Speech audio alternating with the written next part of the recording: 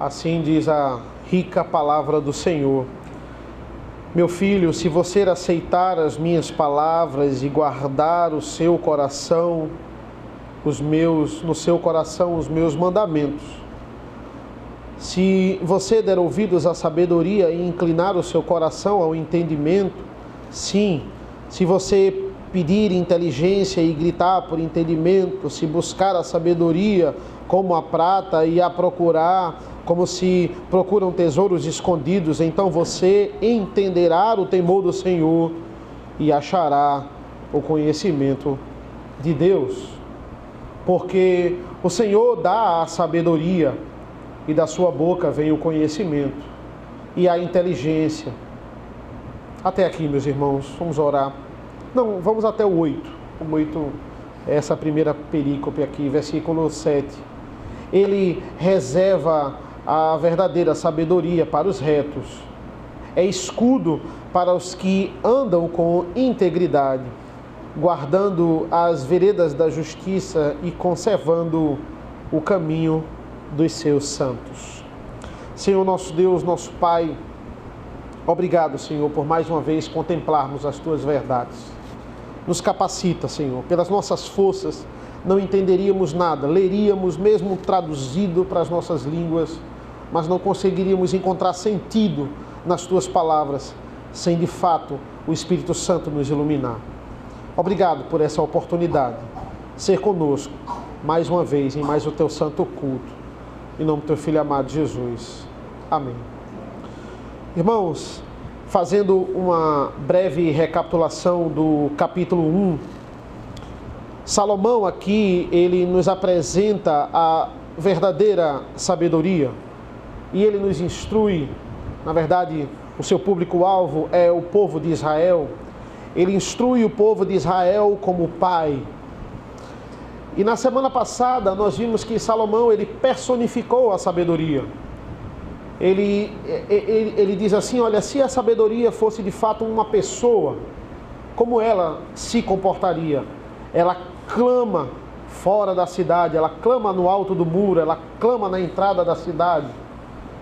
E no final nós vimos que de fato essa sabedoria é o nosso Senhor Jesus Cristo. Ela já foi encarnada de fato, o verbo se fez carne, como diz o nosso apóstolo João. E o grande erro, na verdade existe um grande erro em não dar ouvidos a essa sabedoria. Na verdade o capítulo 1, a segunda parte dele mostra quais são as consequências negativas de não dar ouvido a essa sabedoria. No capítulo 2 temos um oposto aqui, temos as consequências positivas em dar ouvidos a essa sabedoria. O que acontece de bom se de fato inclinarmos os nossos ouvidos para entender a verdadeira sabedoria, o temor do Senhor. E o que é a sabedoria, irmãos? O que é a sabedoria excelente? O que é a maior sabedoria? Por exemplo, se alguém chegar para você com uma sabedoria sobre física, sobre matemática, uma sabedoria imprescindível nos nossos dias, sobre finanças, sobre investimentos, isso não deixa de ser uma sabedoria. Isso não deixa de ser uma verdade, e toda verdade vem de Deus. Já dizia Calvino, toda verdade é a verdade de Deus. Tudo o que é verdade, mesmo saindo da boca de um ímpio, ela vem de Deus. Mas existe sabedorias que de fato são limitadas. Todas essas sabedorias, elas são para o aqui, elas são para o agora. Culinária, física, investimentos, sabedorias terrenas que estão limitadas a essa vida, dentro do nosso campo de atuação. Talvez você se especialize em uma coisa tão importante para você, porque está dentro da sua profissão, mas eu de fato não tenho interesse, porque essa não é a minha área. De fato eu estou fincado ali no meu trabalho e em outra sabedoria. Mas o que Salomão nos mostra é uma sabedoria maior, é uma sabedoria que de fato ela é eterna. Por quê? Ela é uma sabedoria superior a todas as outras, porque ela transcende esse mundo. Ela é muito maior, ela nos leva para a eternidade. Por isso que eu não posso dizer que a Bíblia é um mero livro de história. A Bíblia, ela contém ali fatos históricos? Não. Ela tem a sabedoria de Deus. Ela é a boca de Deus para esse mundo. A Bíblia é mais, a Bíblia é superior. Versículos 1 e 2. Meu filho, se você aceitar as minhas palavras e guardar o meu coração, os meus mandamentos, se você der ouvidos à sabedoria e inclinar o seu coração ao entendimento, esse é um livro superior. Olha, se você de fato, olha os verbos que ele usa aqui, se você aceitar essa palavra, se você guardar, se você der ouvidos, se você inclinar, são todos verbos aqui, inclinar não só os seus ouvidos, inclinar o seu coração, aí de fato você vai entender essas verdades, entender que essa palavra não é ultrapassada, que essa palavra não precisa ser atualizada, como muitos estão pregando atualmente. O meu livro de história, irmãos, que eu trabalho com os meus alunos, ele está atualizado, mas daqui a 50 anos, ele é praticamente inútil. Ora, por quê? Porque muitas coisas se descobrem em história todos os anos. E todos os anos, praticamente, esses livros são atualizados. Coisas novas, coisas que de fato interessam ali, atualizações que o meu livro hoje, daqui a 50 anos, ele não pode mais ser usado. A palavra de Deus não é assim. Daqui a 50 anos o meu livro de história vai ser inútil, vai ser ilimitado, vai ser ultrapassado. Jamais assim com a palavra de Deus. Diante dessa verdade, Salomão vai dizer: guarde essa palavra no seu coração. Seus ouvidos, isso é pouco, incline o seu coração. Se entregue a essa verdade, aplique essas maravilhosas verdades. Versículos de 3 a 5. Sim, se você pedir inteligência e gritar por entendimento, se buscar sabedoria como a prata e a procurar, como se procuram tesouros escondidos, então você entenderá o temor do Senhor e achará o conhecimento de Deus. Salomão fala de busca, mas veja como a busca do texto é uma busca intensa. Você precisa gritar por entendimento, você precisa pedir por inteligência. É como um bebê que ele está chorando porque ele precisa se alimentar, ele precisa de leite. É como um mendigo que ele precisa de comida urgentemente, ele está precisando, senão ele vai morrer de fome. A gente não tem noção do que é morrer de fome. A gente diz, eu estou morrendo de fome, mas o que é de fato morrer de fome? É você precisar urgentemente daquilo, senão isso vai nitidamente comprometer a sua saúde. É você desejar isso mais do que tudo. Clame por entendimento, grite por entendimento. É entender que essa hora que estamos aqui é uma hora preciosa, porque é uma hora que estamos bebendo essas verdades. Versículo 4, é como um tesouro que é precioso, mas está escondido. Matthew Henry, ele é categórico nesse comentário. Ele vai dizer assim: sabedoria divina é como se fosse um remédio testado e aprovado por Salomão. E ele compara essa passagem com Eclesiastes, que é do mesmo autor. Ele nos diz que em Eclesiastes é o completo oposto disso. Porque Salomão, ele vai dizer em Eclesiastes, não adianta você procurar alegria em bebida, em sexo, em edificações, em realizações pessoais, em festas. Você não vai achar. E ao contrário de Eclesiastes, Salomão está dizendo, procure a sabedoria. Peça a Deus e você vai encontrar. Nas outras coisas que são passageiras, Você não vai encontrar alegria isso se você colocar essas coisas como centro da sua vida. Ele frustra qualquer rei depois dele que busque qualquer alegria nesta terra. Ele vai dizer, você não vai achar. Mas porque aqui é o oposto? Porque aqui, se você achar e se você buscar o temor do Senhor, você irá encontrar. Se você procurar, você irá encontrar. Você vai entender a sabedoria. Tem muito isso nesse capítulo, né? Olha, se você fizer isso, versículo 2, né? Se você der ouvidos, versículo 4, se buscar a sabedoria, aí tem muito também, então você vai encontrar, versículo 5, então você entenderá. Se você fizer, se você buscar, você vai entender, você vai compreender. Versículo 6, porque o Senhor dá a sabedoria e da sua boca vem o conhecimento e a inteligência. Além de Deus possuir a sabedoria, Ele é aquele pai que fornece a sabedoria aos seus filhos.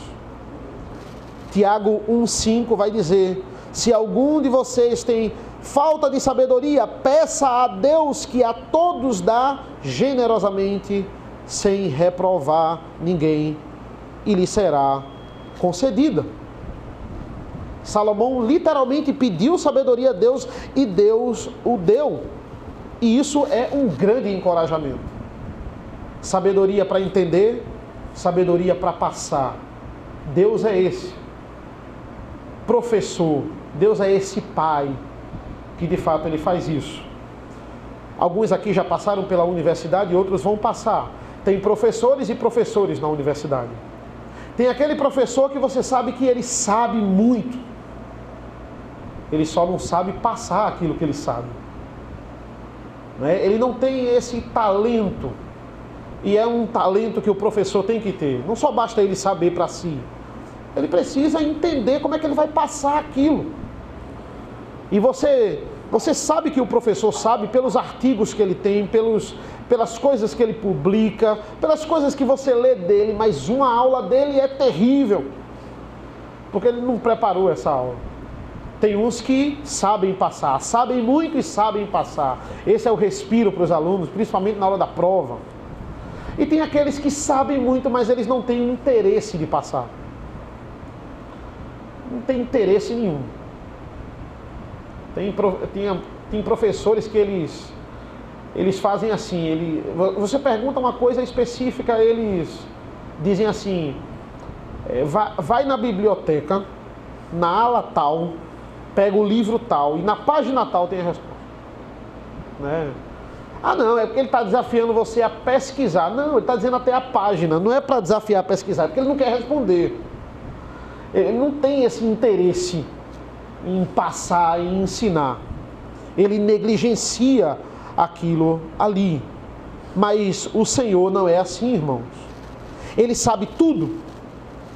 E Ele mastiga o assunto para nós. Ele professa que sabe tudo. Ele é o que sabe mais. E Ele dedica tempo para preparar uma aula para os seus filhos, para os seus alunos. Se você pedir conhecimento, aquele que é o próprio conhecimento, que é a própria sabedoria, e isso emana dele, ele irá dar.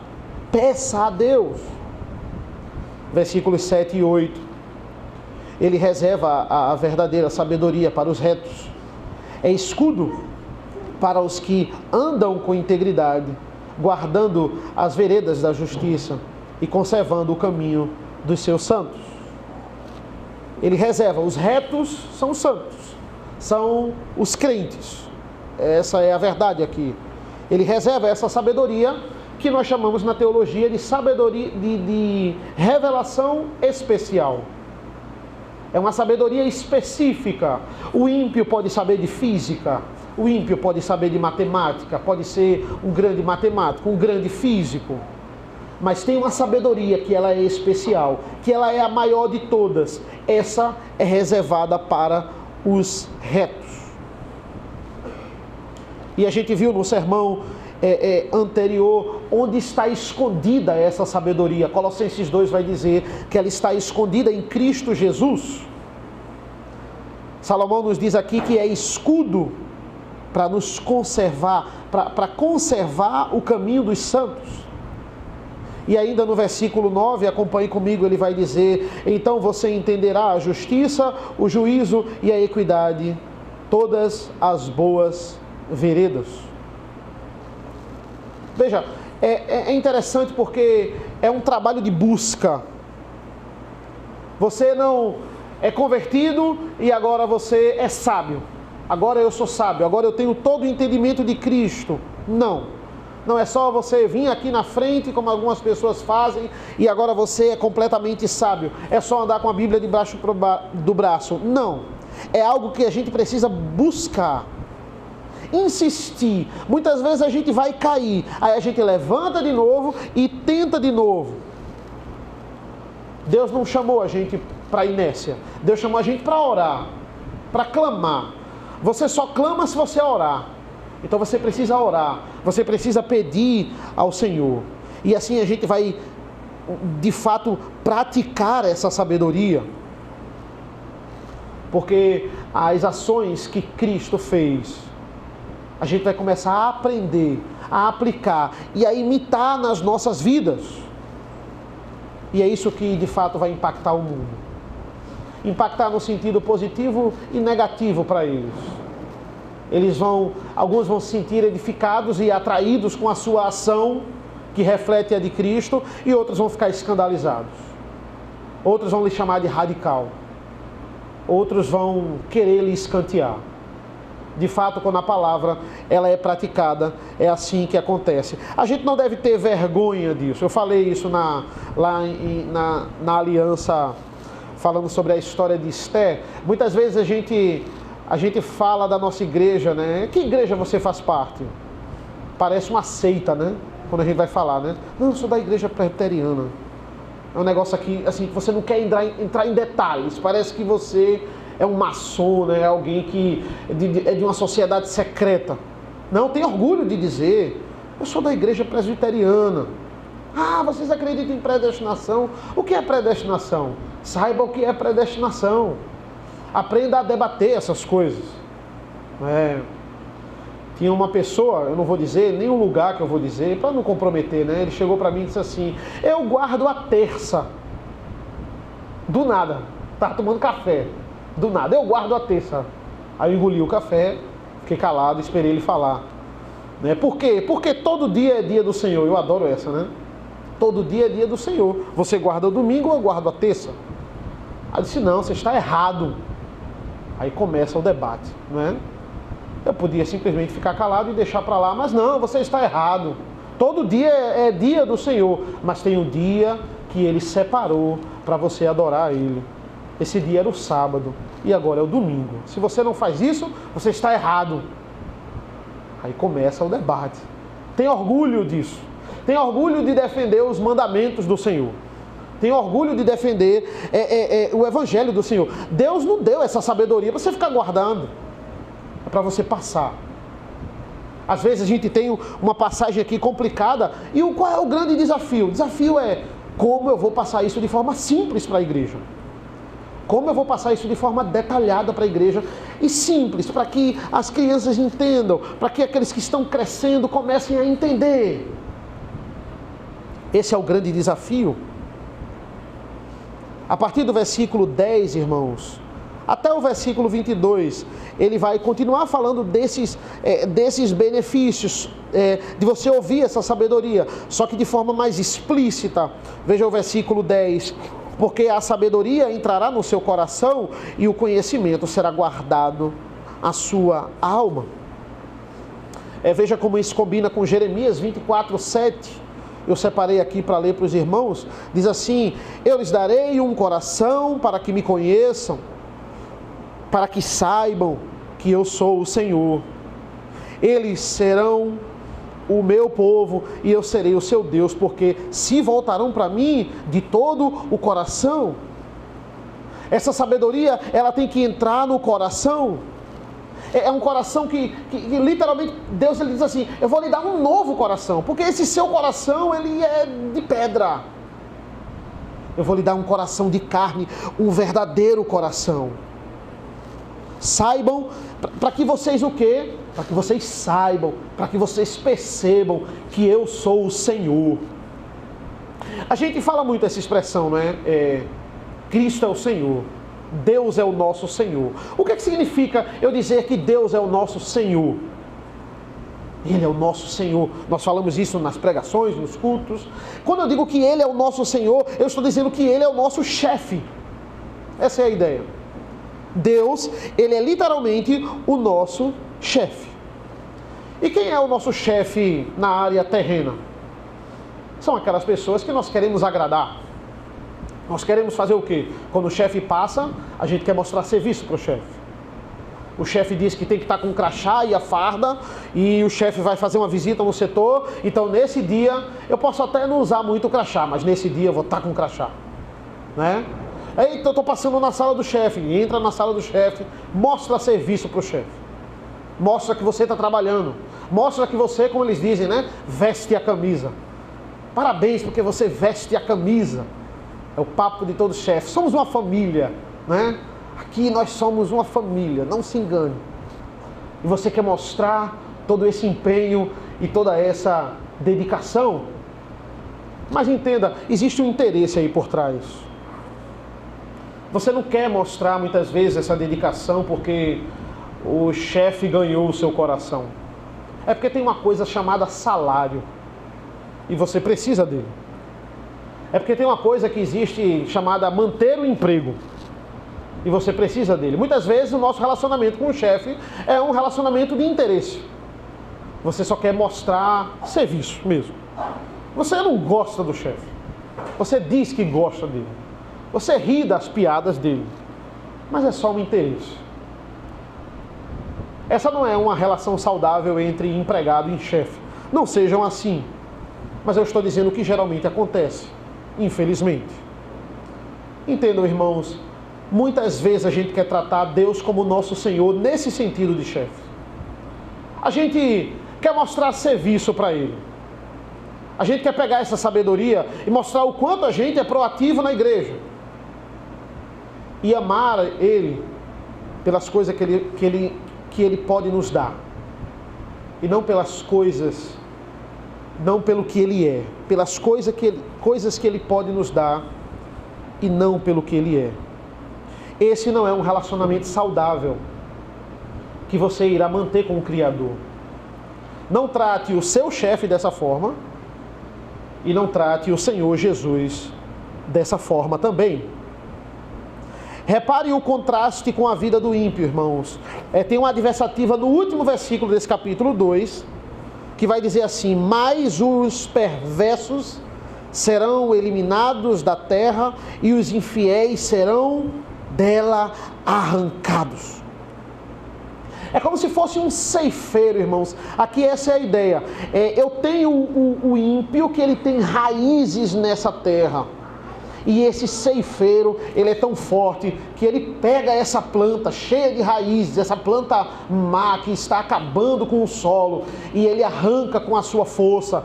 Aquilo ali é difícil de fazer, mas esse ceifeiro, ele é muito forte. Ele tira e essa raiz vem com areia, vem com tudo. É assim que Deus irá fazer com o mal dessa terra, Ele está dizendo. Ele irá arrancar os infiéis da terra. Ele irá arrancá-los. É como se ele se achasse o dono da terra. Esse ceifeiro vai pegar a sua mão e ele vai tirá-los com força. E vai vir raiz, e vai vir areia, e vai vir tudo. Essa é a força do ceifeiro. Eu vou extraí-los dessa terra. A primeira consequência dessa sabedoria entrar no meu coração é o versículo 10. Ela será agradável à minha alma. Outros benefícios, versículos 11 e 12. O discernimento o guardará e o entendimento o protegerá. A sabedoria o livrará do caminho do mal e do homem que diz coisas perversas. Essa sabedoria vai lhe dar proteção. ela lhe reveste de proteção. Versículos 13 a 15. Dos que abandonam as veredas da retidão para andarem pelos caminhos das trevas, dos que têm prazer em fazer o mal e se alegram com as perversidades dos maus, cujas veredas são tortuosas e que se desviam em seus caminhos. Como ele diz aqui, o ímpio ele tem alegria em fazer o mal, ele anda junto com o mal. Essa sabedoria vai te livrar dessas companhias. A sabedoria divina faz a gente parar de ter interesse, irmãos, e andar com essas pessoas. É estranho a gente ver isso em algumas pessoas da igreja, como elas querem andar e ter relacionamento e serem amigas de ímpio. Como elas têm tanto interesse, isso é estranho. Comece a policiar isso da sua vida. É impossível você não ter um relacionamento com pessoas aqui na terra. Pode ser o seu chefe, pode ser aquele que você... pode ser uma pessoa que é empregada sua, pode ser uma pessoa na sua empresa, pode ser uma pessoa que você de fato não tem como evitar, você tem que se relacionar. Você não vai deixar de falar com essa pessoa. Mas tem gente que quer ser amigo, tem interesse, faz de tudo para isso, se dá bem, é com as pessoas de fora da igreja. Não é normal você se dar bem mais com as pessoas de fora da igreja. Tem alguma coisa errada aí, você está sendo seduzido por essa sabedoria que não é a sabedoria divina. É uma sabedoria estranha à palavra de Deus. Ele está dizendo, ó, justamente essa verdadeira sabedoria te afasta disso, te protege disso. Você começa a olhar e dizer, essa conversa não está correta não. Não, isso aqui não tem nada a ver com a palavra de Deus. E isso é uma conversa para quem realmente não quer obedecer o mandamento. Aí começa com essa conversa. A palavra, a verdadeira sabedoria vai te dando essa iluminação. Versículo 16. A sabedoria também o livrará da mulher adúltera, da estranha, que lisonjeia com palavras, que abandona o amigo da sua mocidade e se esquece da aliança do seu Deus. É a figura da mulher adúltera. Isso é muito usado por Salomão e isso é muito usado pelos profetas também. Sempre a idolatria do povo de Israel sendo aqui comparada a um adultério. Olha, vocês me traíram, a ideia de você de fato trair o Senhor. A verdadeira sabedoria lhe livra do adultério. O ídolo, ele tem essa figura interessante que Salomão vai repetir várias vezes em Provérbios, dessa mulher adúltera, porque a mulher adúltera é essa que lhe traz uma novidade, é uma nova aparência, é uma nova conversa, e você é seduzido por isso. Onde isso vai dar? Versículo 18, porque a casa dela se inclina para a morte, e as suas veredas conduzem para o mundo dos mortos. Todos os que se dirigem a essa mulher não voltarão e não encontrarão as veredas da vida. Se você se encantar com essa sabedoria, como um amante se encanta pela mulher adúltera, você irá morrer. E ele não está falando de uma morte meramente física, ele está falando de morte e morte eterna. Não caia na conversa, é você cair nessa nova ideia que estão falando, nessa nova forma de cultuar, nesse novo jeito que está atraindo mais pessoas. Você pode ver, existem as modinhas nas igrejas. Igrejas que dão mais gente, aí tem aquele estilo, daqui a 10 anos vai mudar, irmãos. Aí tem uma nova moda agora, um estilo de igreja diferente. E as pessoas começam a adotar isso. Elas viram refém. Ah não, é porque tem esse tipo de tecnologia na igreja e toda igreja tem que ter agora. Elas ficam refém a essas coisas novas que vão surgindo. Não fique dando ouvidos à mulher adúltera, a essa sabedoria que ruma para a morte. Versículos 20 e 21. Tendo a sabedoria, você andará pelo caminho dos homens de bem e guardará as veredas dos justos, porque os retos habitarão a terra e os íntegros permanecerão nela. Você que anseia o céu, ali não é o caminho dos ímpios. Quem se mete com o adultério e permanece nele, o adúltero, nas suas idolatrias, não herdará a terra santa. Aquele que vive no mal, pratica o mal, gosta do mal e fica tentando negociar isso com Deus, é caminho de morte e morte eterna. A adversativa no versículo 22, mas os perversos serão eliminados da terra e os infiéis serão arrancados. Aqui o eliminados não é no sentido de aniquilacionismo. Muitos usam essa passagem para dizer, olha, o ímpio não vai para o inferno, ele vai ser aniquilado. Esse eliminado não tem esse sentido. Acreditar que o ímpio vai ser aniquilado, de fato, é uma heresia. A ideia aqui é a derrota deles. Eles serão mortos pelos filhos na figura aqui da segunda vinda de Cristo. Mas, de fato, o destino deles é o inferno, que é um tipo de morte que nós dizemos na teologia. É a morte eterna. É como se ele estivesse morrendo eternamente. Mas não é que ele vai simplesmente ser eliminado. É só a gente observar, irmãos, como aqueles que tentam tirar a terra do outro. Os cananeus, a terra não era deles. A terra foi o Senhor que deu a eles. Mas eles possuem a terra e eles dizem, a terra é nossa. O que é que o Senhor faz? E vimos no livro de Josué, o Senhor extrai aquele povo da terra. Eles criaram raízes fortes, mas cada batalha de Josué é uma resposta. Ele extrai esse povo. Deus está dizendo, a terra é minha e eu dou a quem eu quiser. Você não pode possuir o que é meu. O mundo é de Deus, tudo é de Deus. Ele vai pegar esse mundo e ele vai extrair o ímpio. E ele vai renovar o mundo com fogo. Esse é o nosso Deus. Esse é um Deus que é poderoso e que a terra é dele. Veja, por exemplo, o contexto de Israel. O que é que a mídia ela costuma dizer? Ela costuma dizer que lá moram hoje os judeus e os palestinos. É interessante essa expressão palestino. Quem é palestino? É quem mora na Palestina. O judeu não mora na Palestina? Mas ele não é palestino, ele é judeu. Quem a mídia se dirige como palestinos? Os árabes. Os árabes são os donos da terra. E aí vieram os judeus. Não, todos ali, se está morando ali, é palestino. E o judeu, irmãos, é o palestino nato. Esse é o verdadeiro palestino. Quando você pensa em palestino, você não pensa em judeu. Mas esse é o verdadeiro palestino, porque ele é o dono da terra. Porque Deus deu a terra ao judeu. É interessante essa rivalidade.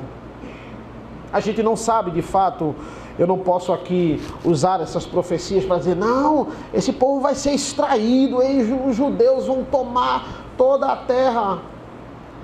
Esse texto não fala sobre isso, e outros que muitos dizem que falam, não falam.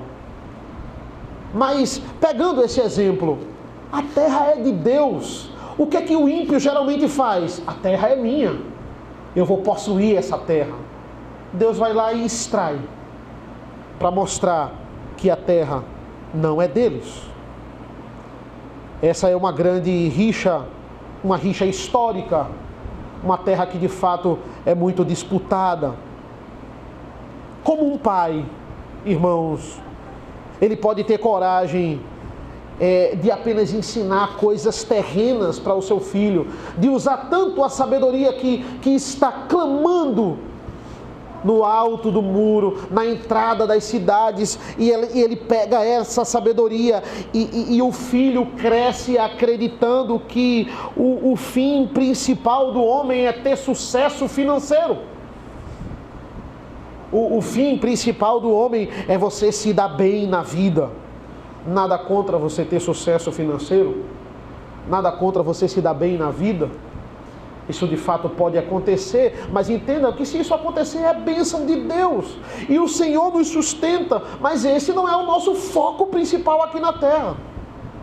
É nós de fato glorificarmos a Deus. Existem coisas mais urgentes. É essa sabedoria divina aqui. Acima de qualquer sabedoria que você venha aprender nas escolas. É a sabedoria da palavra de Deus. E existem pais que estão literalmente tampando os ouvidos dos seus filhos, porque eles também desprezam essa sabedoria. Eu, de fato, irmãos, irei me estender só mais um pouco nos 6 primeiros versículos do capítulo 3, porque ele, de fato, conclui esse raciocínio, e no próximo domingo a gente começa a partir do versículo 7 do capítulo 3. Diz assim o versículo 1 do capítulo 3: Meu filho, não se esqueça dos meus ensinos, e que o seu coração guarde os meus mandamentos. Meu filho, ele repete muito essa expressão, irmãos, meu filho. Ele fez isso muito no capítulo 1, e ele agora faz de novo. Os comentaristas dizem que é como se fosse uma ênfase aqui. Eu falo para minha filha, fulana, olha, não faça isso, Isabel, não faça. Aí eu digo, minha filha, pare com isso. Essa ênfase é de fato ela entender. Quando eu digo minha filha, toda vez que ele diz meu filho, ele quer que você pare para observar essas verdades. E por que ele é tão... E vocês vão perceber isso. Salomão é muito repetitivo em Provérbios. Ele falou sobre a sabedoria, daqui a pouco ele fala a mesma coisa. Ele repete e ele vai e ele repete. E você vai dizer assim, algumas pessoas até me questionaram, disseram, olha, vai pregar em Provérbios, tem muita coisa repetida. Eu digo, de fato. Aí a gente vai repetir para a igreja. Se Salomão está repetindo, é porque... é para a gente repetir para a igreja, não tem problema. E vejam, irmãos, por que tanta repetição? Matthew Henry responde. Matthew Henry vai dizer assim, é porque estamos batendo em portas fechadas. O pai, ele faz isso, não faz não? Ele lembra e ele ensina de novo, e ele lembra, e o menino faz errado de novo, e ele tem que ter a paciência de ensinar mais uma vez. Porque você tantas vezes fala com o seu filho, fala com a sua ovelha. Tem ovelha que você fala uma vez e acabou, nunca mais você vai ter problema com isso. Tem ovelha que é de novo, e de novo, e de novo. Por quê? Porque é natural desobedecer. Obedecer não é natural. Obedecer não é fácil. Aí ele obedece. Você falou, gritou, reclamou, ele obedece. Aí ele vai lá, daqui a um tempinho, ele faz de novo errado. Aí você vai lá, tem que ensinar de novo. Versículo 1, meu filho, não se esqueçam dos meus mandamentos, e que o seu coração guarde os meus ensinos, e que o seu coração guarde os meus mandamentos. Esse é o problema. Não se esqueça, guarde. Por quê? Porque o pecado faz a gente esquecer. Veja, ele poderia muito bem tratar o povo como súditos. Ele é o rei de Israel. Ele poderia dizer assim, vocês são meus súditos, me ouçam. Eu sou um rei sábio, me ouçam. Por que que ele se dirige para o povo? Porque ele escolhe esse tipo de autoridade. Um pai e filho.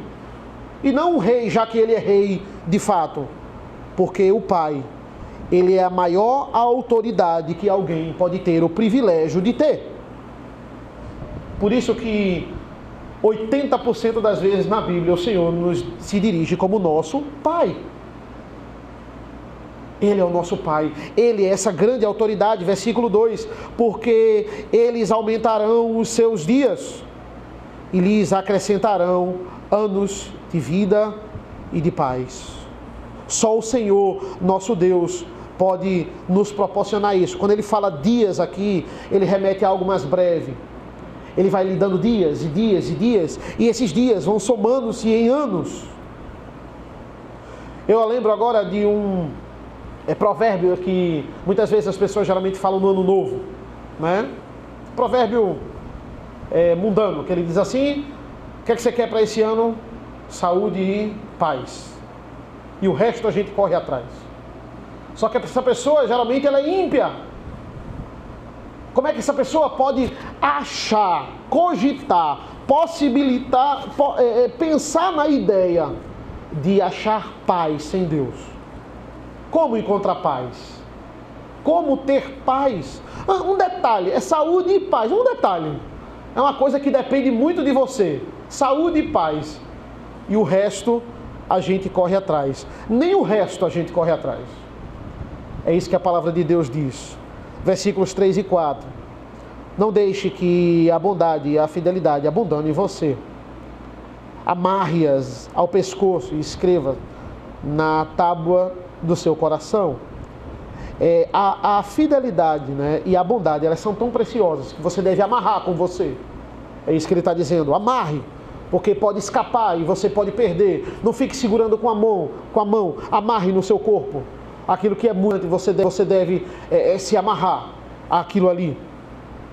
Versículo 4, e você encontrará favor e boa compreensão diante de Deus e das outras pessoas. É interessante essa expressão no versículo 4, você vai encontrar boa compreensão. E o mundo é o oposto disso, irmãos. O mundo é o oposto da boa compreensão. Um líder que você trabalha com ele, você não compreende ele. Ele disse uma coisa, mas ele é totalmente irônico. Você não sabe o que ele disse, você não sabe o que ele quis de verdade. Como é difícil trabalhar com uma pessoa dessa. Como é difícil você conviver com uma pessoa que ela é cheia de picuinha, de ironia. Ela não diz a você se ela está chateada, se ela não está. Ela não é transparente com você. Essa não é uma característica de um cristão sábio. Eu devo ser uma pessoa bem compreendida. Você sempre deve se preocupar com o que as pessoas acham de você. Você deve entender, veja, se elas estão escandalizadas porque você está pregando o Evangelho fielmente, porque você está seguindo a palavra de Deus e elas estão contra isso, isso vai acontecer, isso é normal. No mundo nós vamos ser perseguidos por isso. Não é esse incômodo que nós devemos nos preocupar, e sim prosseguir nisso. Mas porque você é uma pessoa irônica, porque você é uma pessoa politicamente incorreta, porque você é uma pessoa que as pessoas não gostam de estar perto, por causa do seu jeito, eu preciso mudar isso. Eu preciso ser uma pessoa transparente. Eu preciso realmente entender que as pessoas me compreendem. Salomão, ele nos fala de uma vida onde as pessoas já de cara saberão quem você é. Você é fielmente transparente. Seja uma pessoa bem compreendida. Seja uma pessoa clara naquilo que você quer. Seja uma pessoa sem máscara. Ser claro com o outro. E seguir a verdadeira sabedoria. Isso faz toda a diferença. Veja os benefícios que ele traz. E para nós concluirmos versículos 5 e 6. Confie no Senhor de todo o seu coração. E não se apoie no seu próprio entendimento. Reconheça o Senhor em todos os seus caminhos, e Ele endireitará as suas veredas. A gente é treinado a confiar até certo ponto. A gente é treinado a confiar, mas eu vou dar um prazo para a pessoa. Se ela não fizer, eu mesmo faço. Eu não tenho paciência, não. Eu sei que é aquilo que ela tem que fazer, mas também tem um limite, né? A gente é treinado assim. Deus exige uma confiança completa. Você vai confiar em mim de todo o coração. Não dê espaço para o que você acha. Cuidado com o engano do seu coração. Por isso, meus irmãos, que muitas vezes vem a provação. Por isso que Deus propositalmente, muitas vezes, deixa você sem opção nenhuma. Você tinha algumas garantias ali, Ele tira tudo. Para quê? Para você confiar. Agora, ou você confia, ou você confia. Que agora você não tem nada. Deus faz isso. Para nos provar. E para nós amadurecermos. Concluindo, irmãos. Se você nunca teve um pai presente, ou um pai que era até presente, queria ser presente, ou fazia de tudo para isso, e de fato era, mas ele não tinha essa sabedoria para passar para você. Ele não tinha essa instrução. Ele era muitas vezes desprovido de ensinamento bíblico. Saiba que você está aqui hoje porque você tem um Pai celestial que não desamparou você, que não desampara você, que está sempre com você em todos os momentos. Você tem esse exemplo agora de pai, e pode proporcionar, olha que privilégio, uma educação bíblica para os seus filhos, para as pessoas que Deus colocou no seu caminho, para as pessoas que você tem que discipular, seja como um professor, seja como alguém que instrui, seja como um pai. Você sempre tem que ensinar alguém, você não está livre disso. É engraçado porque na cultura de hoje, pouco se escuta, irmãos. Rapaz, isso meu pai me falava tanto. Ah, meu pai sempre me dizia. A gente está ouvindo isso muito pouco. A gente ouve mais, rapaz, eu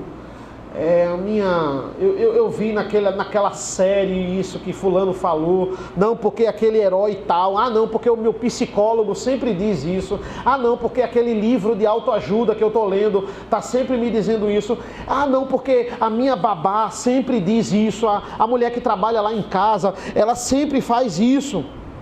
As pessoas estão baseando a sua vida em livros de autoajuda, em personagens de filme, em babá, na secretária de casa, porque no fundo foi a babá que lhe criou. Foi a secretária de casa que lhe criou. Nada contra a babá, nada contra a secretária de casa. Mas elas não podem criar os nossos filhos. Elas têm uma função para fazer ali, mas elas não podem ser as mães e os pais dos nossos filhos. As pessoas estão se baseando no que os influencers estão dizendo, no que os ditos populares dizem, nos provérbios do mundo. E nós temos sabedoria bíblica, sabedoria aqui que vem do alto, revelação especial, tesouro do Senhor, para passar para os nossos filhos. E os pais estão saindo cada vez mais de cena da criação dos seus filhos. Salomão é repetitivo, massivamente repetitivo, propositalmente repetitivo. Porque ele é um pai que está instruindo os filhos. E os benefícios da verdadeira sabedoria, irmãos, vai nos fazer aqui, como no versículo 6. Reconheça o Senhor em todos os seus caminhos, e Ele endireitará. E Ele endireitará as suas veredas. Considere o Senhor. Só Ele é capaz de endireitar. Como somos tentados, irmãos, a tomarmos as nossas próprias decisões. Mas o Senhor nos diz, você não vai obter a consequência da boa sabedoria dessa forma. Qual é o segredo? É uma velha aplicação que eu tenho certeza que você já ouviu. O que Cristo faria no meu lugar? É observar os mandamentos, é você crescer no conhecimento do Senhor para aprender os mandamentos do Senhor, os preceitos e praticá-los e lembrá-los e colocá-los como um colar de fato, pendurar no seu pescoço. Devem estar em todas as nossas escolhas e assim vamos andar seguros. Cristo é o caminho, irmãos. Nos apeguemos no temor do Senhor. Amém. Vamos orar ao Senhor nesse momento. Senhor nosso Deus, nosso Pai, nós te agradecemos pela sabedoria bíblica, por esse tesouro que o Senhor nos deixou. Obrigado, Senhor, pelo teu amor, pelo teu amparo em nossas vidas. Nos abençoa, nos capacita nessa noite. É isso que nós pedimos e agradecemos, em nome do teu Filho amado Jesus. Amém.